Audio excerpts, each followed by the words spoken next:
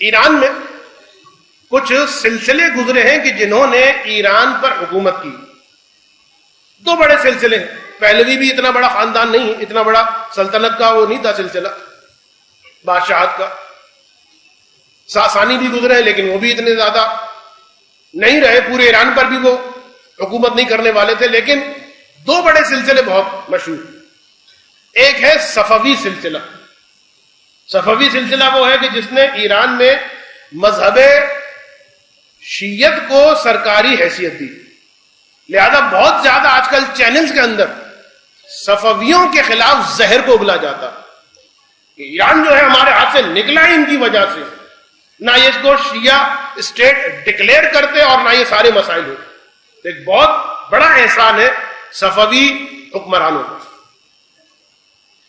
دوسرا جو سلسلہ ہے صفوی حکمرانوں کے بعد وہ ہے قاجاریہ سلسلہ.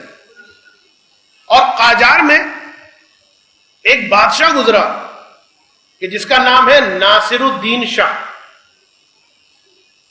ناصر الدین شاہ کا ایک صدر اعظم تھا. جو بادشاہ و سلاطین ہوتے ہیں آج بھی آپ جانتے ہیں کہ ان کے اپنے صدر وغیرہ بھی ہوتے ہیں. تو یہ جو ناصر الدین شاہ قاجار، اس کا جو صدر اعظم تھا اس کا نام تھا مرزا تقی خان، اور جو امیر کبیر کے نام سے مشہور. ملی اعتبار سے ایران کی ترقی میں اور ایران کے لیے بہت زیادہ سود مند رہا، بہت زیادہ وفادار تھا ایران.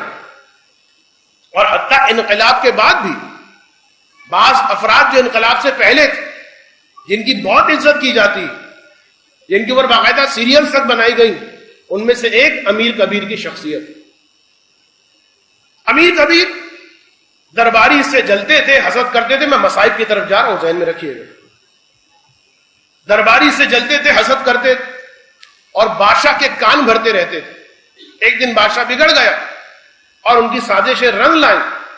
بادشاہ نے اس کو معزول کر دیا اور یہ معزول ہو کے بہت چھوٹے والے کسی منصب پر آ گئے. اور اس کے بعد بہرحال معزولی کے بعد یہ کاشان چلا گیا. جب یہ کاشان میں گیا تو درباریوں نے اس پر بھی بس نہیں کی. سازشیوں میں نہ صرف درباری تھے بلکہ بادشاہ کی ماں بھی شامل تھی. اور اس کی تقی خان کی جو زوجہ تھی وہ بادشاہ کی بہن تھی. تو اب ہوا یہ کہ جب یہ کاشان چلے گئے، کاشان کے حمام میں سازش کر کے ان کو قتل کیا گیا بہیمانہ انداز میں، کہ ان کے ہاتھوں اور پاؤں کی رگوں کو کاٹا اور کافی دیر تک ایسے ہی چھوڑ دیا. اور جب بہت خون بہہ گیا تو پھر کپڑے کے ذریعے سے ان کے گلے کو دبایا گیا اور پھر ان کو شہید کر دیا. شہید کا لفظ میں نے ایسے ہی نہیں کہہ دیا ہے بلکہ ان کو شہید کہا جاتا ہے. بہت خدمات ہیں ایران کے لیے، ابھی تک ان کی عزت علماء کرتے ہیں، مراجع کرتے ہیں. امیر کبیر. اور بعد میں بہرحال ان کو پھر ایران میں دفن کیا گیا، لیکن ان کی زوجہ کے اصرار پر پھر ان کا جنازہ کربلا لے جایا گیا. اور کربلا میں اس حجرے میں ان کا جنازہ یا ان کی قبر بنائی گئی کہ جس حجرے کا دروازہ بالکل زری کے سامنے کھلتا. مصائب کہاں سے شروع ہو رہے ہیں؟ آیت اللہ عراقی علیہ الرحمہ یہ فرماتے ہیں کہ ایک دن میں نے خواب میں امیر کبیر کو دیکھا،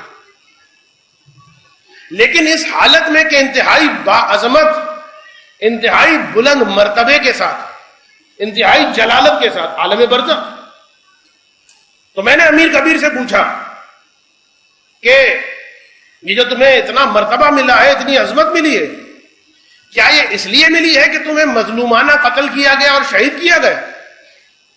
امیر کبیر مسکرا کے کہتا ہے کہ نہیں، یہ وجہ نہیں. کہ اچھا پھر اس لیے تمہیں یہ مرتبہ ملا ہے کہ تم نے کچھ گمراہ فرقوں کی بیخ کنی کی تھی. کل جو میں نے بات کی تھی علی محمد باب، فرقہ بابیت کا بنانے والا ایران میں، اس کا سر انہوں نے کچلا امیر کبیر. کیا یہ وجہ؟ مسکرا کے کہا کہ نہیں، یہ وجہ بھی نہیں. آیت اللہ عراقی کہتے ہیں کہ میں نے حیران ہو کے پوچھا پھر بتاؤ آخر یہ کس بات کا صلہ؟ کہا کہ یہ میرے آقا حسین کا تحفہ ہے.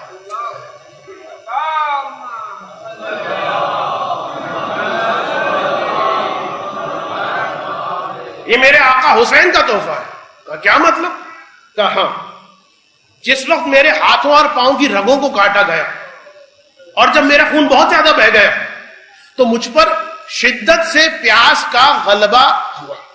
مجھے پیاس لگی بہت زیادہ اور میں نے چاہا کہ پلٹ کر ان لوگوں سے کہوں کہ بھائی ہو سکتا ہے تو تھوڑا سا مجھے پانی پلا دو.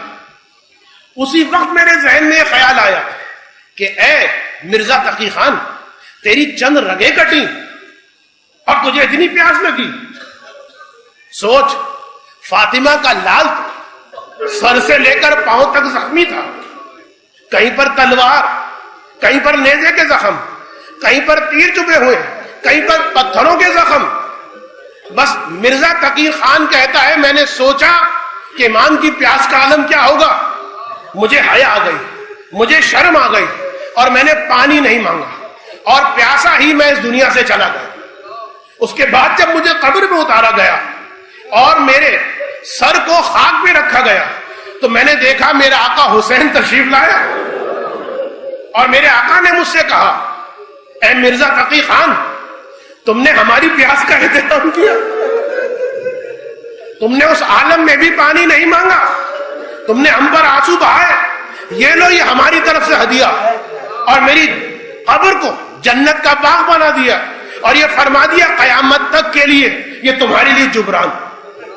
بس یہاں پر رک کر ایک بات کہوں، امیر کبیر ایک عام مومن تھوڑی سی معرفت تشنگی امام جو اس کو ہو گئی تو خون بہ رہا لیکن حیا آتی ہے اور ایک مرتبہ پانی پینے سے انکار کرتا ہے، پانی کا تقاضا نہیں کرتا.